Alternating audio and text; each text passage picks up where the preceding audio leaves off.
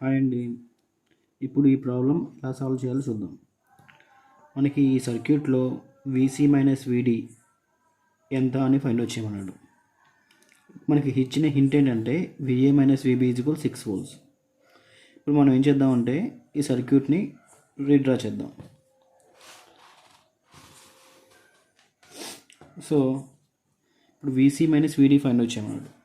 VC minus VD అంటే VC minus VD is equal to voltage drop in 1 ohm resistance అనమాట. అంటే ఏంటి, V is equal to IR కాబట్టి దీంట్లో flow అయ్యే కరెంటు నేను I అనుకుంటా.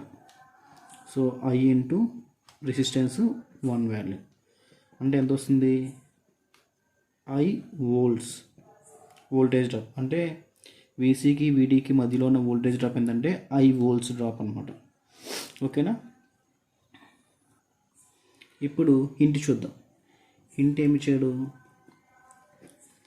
VA minus VB is equal to 6 volts అని ఇచ్చాడు. అంటే ఈ 2 ohmsలో ఉండే వోల్టేజ్ డ్రాప్ ఎంత అంటే 6 volts. సో ఇప్పుడు నేను ఇక్కడ 2 ohmsలో ఫ్లో అయ్యే కరెంట్ ఫైండ్ అవుట్ చేస్తాను.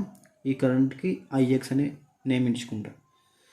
So IX is equal to I is equal V by R కాబట్టి voltage drop 6 divided by 2 is equal to 3 amps.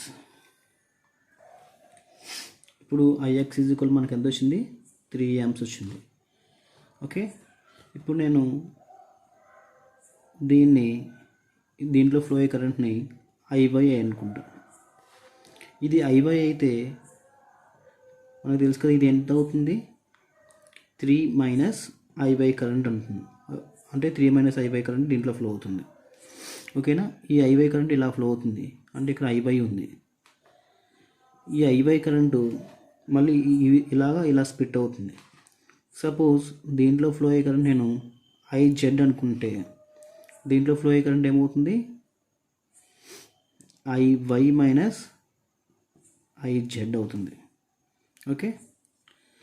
So ఇప్పుడు ఇదంతా ఒకటే బ్రాంచ్ కాబట్టి ఇక్కడ కూడా IY మైనస్ IZ ఉంటుంది, ఇక్కడ IZ ఉంటుంది, ఇక్కడ 3 మైనస్ IY ఉంటుంది, ఇక్కడ I కరెంట్ ఉంటుంది, ఇక్కడ 2 amps కరెంట్ ఫ్లో అవుతుంది. ఇప్పుడు నేను ఏం చేస్తానంటే VD దగ్గర KCL అప్లై చేస్తాను. అప్లై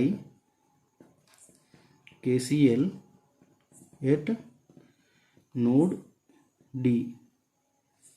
నోడ్ D దగ్గర KCL అప్లై చేస్తే ఏమవుతుందంటే మనకి తెలుసు కదా, KCL అంటే algebraic some of all currents meeting at a point is 0.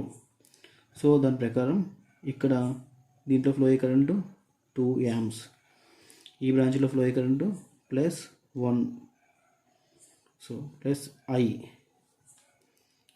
amps, ఈ బ్రాంచ్లో ఫ్లో అయ్యే కరెంటు +3